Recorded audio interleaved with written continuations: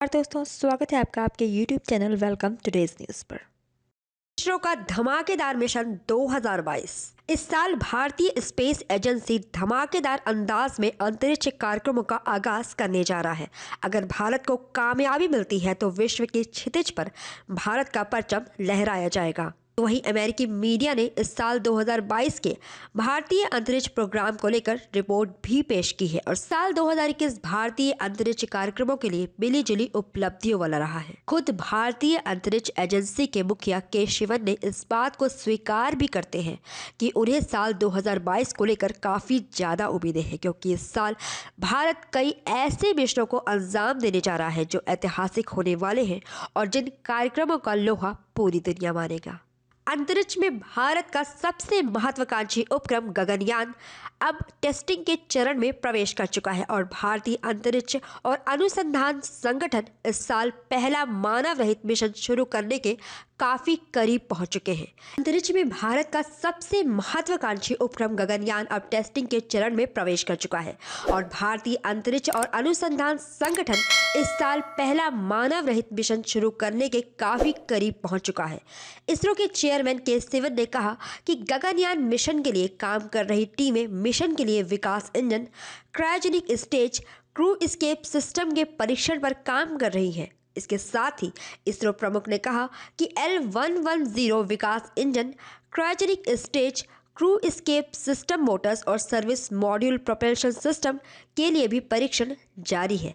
इसका मतलब गगनयान अपनी फाइनल स्टेज पर पहुंच चुका है। साथ ही बता दें, भारत की आज़ादी की 75वीं वर्षगांठ के मौके पर यानी अगस्त 2022 तक भारत मिशन गगनयान को लॉन्च करने की घोषणा की गई थी। हालांकि कोरोना महामारी की वजह से गगनयान मिशन कार्यक्रम में थोड़ी देरी हो गई, लेकिन उम्मीद है कि भारत निश्चित समय सीमा पर अपने मिशन को अंजाम दे सकेगा। मिशन के अलावा समुद्र के अंदर भी प्रोजेक्ट पर काम चल रहा है, जिसमें समुद्र के अंदर 6000 मीटर की गहराई में इसरो अपने वैज्ञानिक को भेजेगा।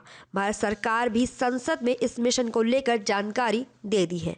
भारत सरकार ने कहा है कि इसरो एक डीप ओशियन मिशन पर काम कर रहा है। साथ ही उन्होंने आगे बताया कि national institute of ocean technology पृथ्वी विज्ञान मंत्रालय के तहत एक स्वायत्त संस्थान ने पहले 500 मीटर पानी की गहराई रेटिंग के लिए एक मानवयुक्त पनडुब्बी प्रणाली को विकसित कर उसका परीक्षण किया था। गगनयान के अलावा इसरो आदित्य L1 मिशन पर भी तेजी से काम कर रहा है। इसके अलावा इसरो ने कई कार्यक्रमों को अभी अपने झोले में दबा के रखा हुआ है, जो काफ़ी प्रमुख योजनाएं हैं, जिनमें दिशा, एक जुड़वा एरोनॉमी उपग्रह मिशन और इसरो सीन एक संयुक्त विज्ञान मिशन तृष्णा शामिल है। इसरो प्रमुख के शिवन ने कहा कि तृष्णा मिशन जमीन की सतह के तापमान की सटीक मैपिंग के लिए है। उन्होंने यह भी कहा कि यह मिशन विश्व स्तर पर भी सर्वोत्तम रिजोल्यूशन और दोहराव पर तापमान डेटा प्रदान करने के लिए बेंचमार्क होगा। दोस्तों, अगर हम बात करें वैश्विक अंतरिक्ष बाजार में भारत की हिस्सेदारी की, तो वह अभी सिर्फ 2%। लिहाजा ग्लोबल स्पेस इंडस्ट्री के लिए भारत एक नए खिलाड़ी जैसा जरूर है, लेकिन भारतीय अंतरिक्ष एजेंसी ने टेक्नोलॉजी को लेकर जो विस्तार किया है वो इसे विश्व के अग्रणी स्पेस एजेंसियों में से एक बनाता है। इसके साथ ही संसद में भारत सरकार के अंतरिक्ष विभाग के राज्य मंत्री जितेंद्र सिंह ने इसी महीने जानकारी देते हुए कहा कि अगले साल यानी 2022 में गगनयान मिशन से पहले इसरो 2 मानव रहित मिशनों को पूरा करने वाला है और भारत सरकार की भी यही योजना है। इसके साथ ही हम आशा करते हैं कि इसरो अपना मिशन 2022 सफलतापूर्वक पूरा कर सके। ताज़ा खबर और लेटेस्ट अपडेट के लिए please like, share and subscribe.